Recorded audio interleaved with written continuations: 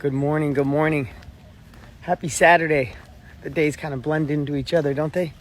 All right, so here's a question for you. Are you scheduling? And the reason I'm sharing this is because I'm literally taking a walk right now.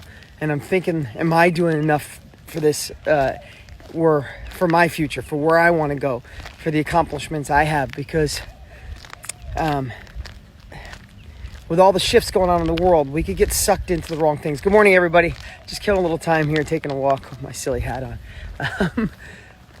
I want to know, are you taking the time each day to schedule moments, a half hour, an hour, or two, where you forget about all the craziness that's going on in the world?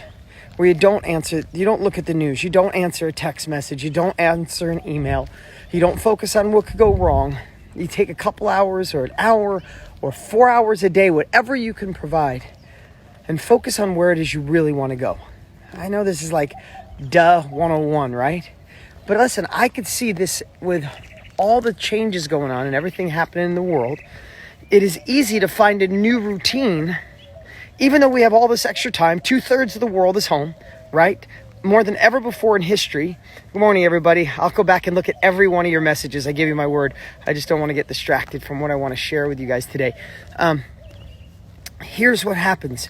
When our brains are distracted, when we're figuring out how to solve problems, when we're playing defense, we forget to take the moments to play offense.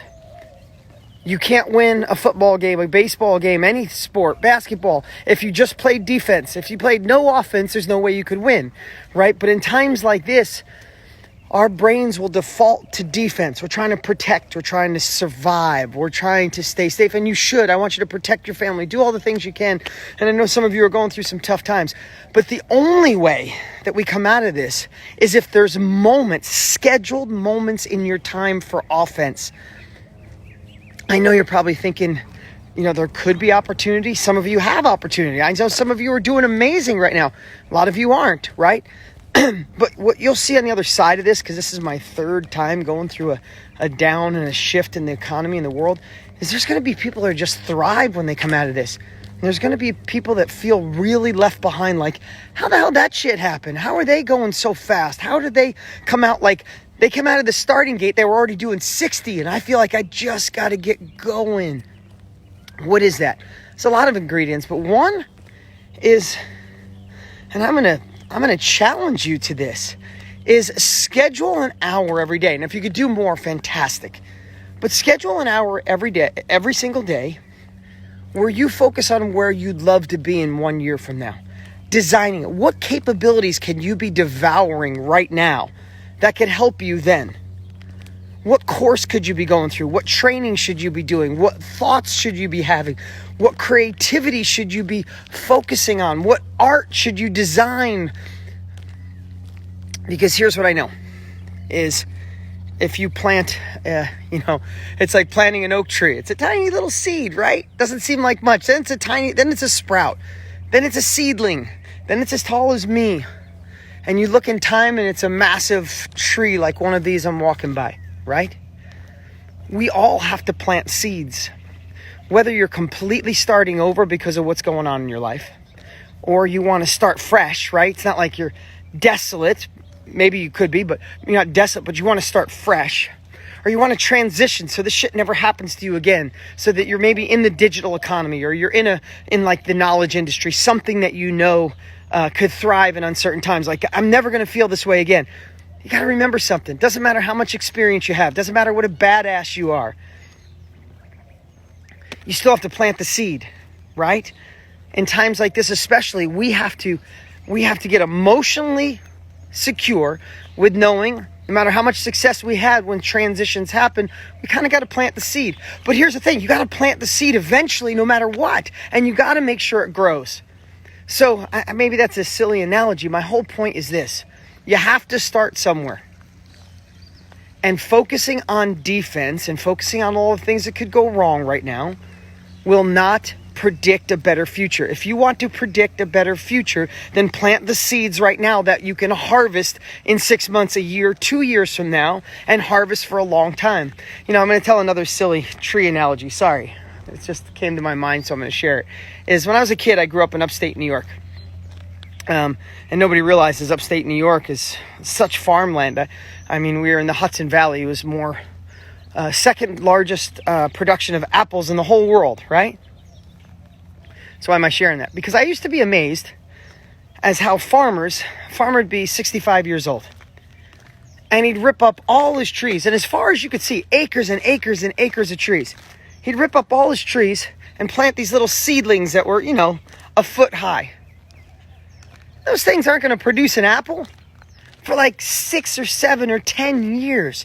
I was like, wow, that doesn't make any sense. He's not going to make any money.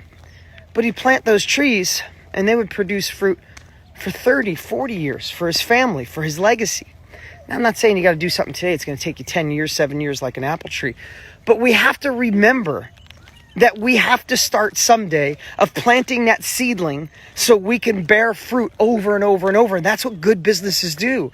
Good businesses can thrive in up and down markets, but it's taking the time to understand the right industry, putting the right focus, and having the patience to nurture it. Now, with all that said, I hope my message landed here today. I really just wanted to say, are you taking the time to play offense? Are you getting a couple hours a day focusing on your bigger future and where you could go?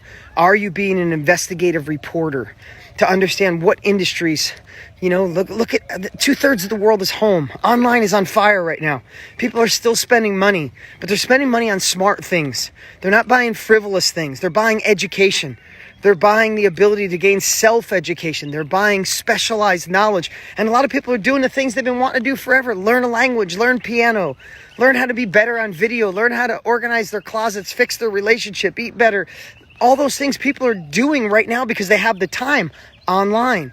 Where can you fit into this new shifting virtual digital world? Now, listen, so many of you have careers, you have businesses. I'm not saying uproot and change everything for some of you. Some of you just need to hold on and wait until this craziness is over.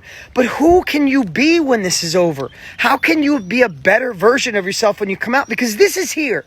We can't shift the outside world. I'm getting so many questions of like, when is this going to be over? I can't believe another 20 days in quarantine or 30. Like, I just know this. I can't control any of that. And when I try to think about controlling it, I don't know about you, it gives me anxiety. It gives me stress. I hate things that I can't freaking control. I freaking hate it. When my son was being born, just 3 weeks ago, oh my God, or almost 4 weeks ago, 3.5 weeks ago, my son was being born. At the last minute, I didn't share this with everybody. My son's heartbeat was dropping really fast. And my wife had just gone into the final bit of labor, the push part. She was in labor for like 24 hours. And I felt it was just a reminder of when you feel out of control.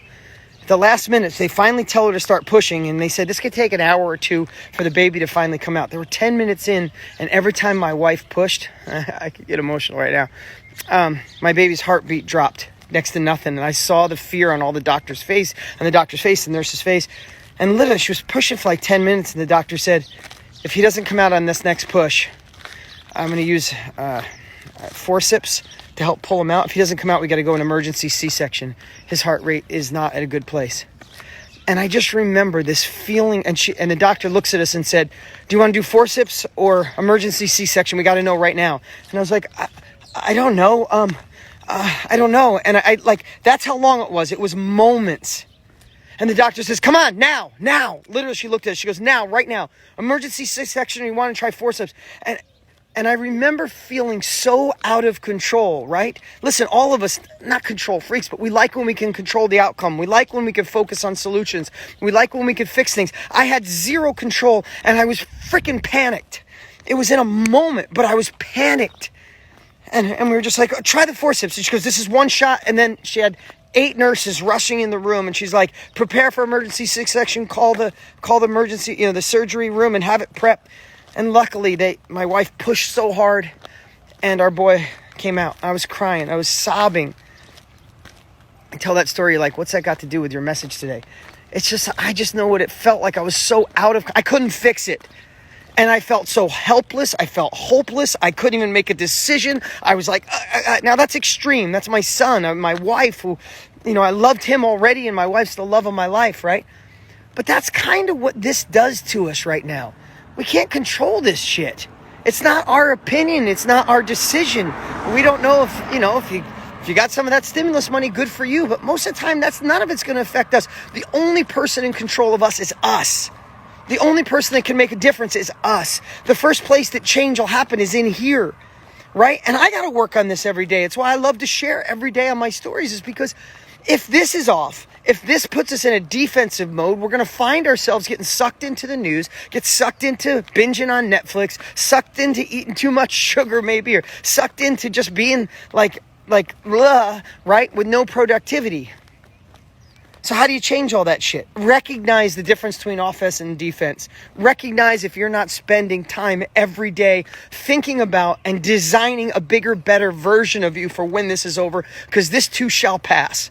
And those that are prepping now, with that long story about trees, those that are planting seeds now, obsessing on things now, where it doesn't seem like the needle is moving now, everybody might think, oh, relax, this'll change. No, those that are fighting now, that are hungry now, that find a way to overcome the negative feedback and thought and that negative loop going on in your head, and they're staring at where they want to go, getting in flow state, designing a bigger future, and then staring at that bigger future every day.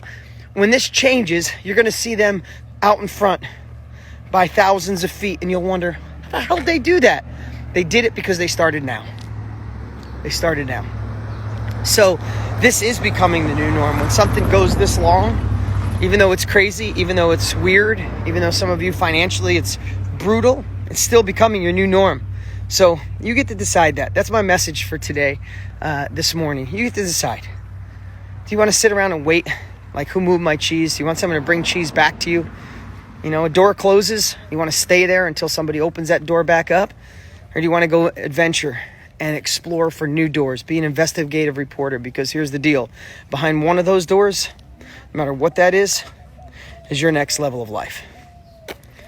And we have the opportunity to make a difference starting here. So that's my message for today. I appreciate you guys so much. Now I'm going to actually do a little exercise here, do a little run, get my cardio pumping. But remember, what are some big takeaways for today? If anything, take what serves you from this live and throw the rest away, right? Think about that. Take what serves you, throw the rest away. But what I really believe you should think about is, how often is your brain thinking about defense compared to offense? How do you schedule more offense in your life? Yes, it feels hard when you're not in control. You can't change it. But if you shift that and give control to God, the universe, but simultaneously prepare yourself now, so when this does change, you're ahead.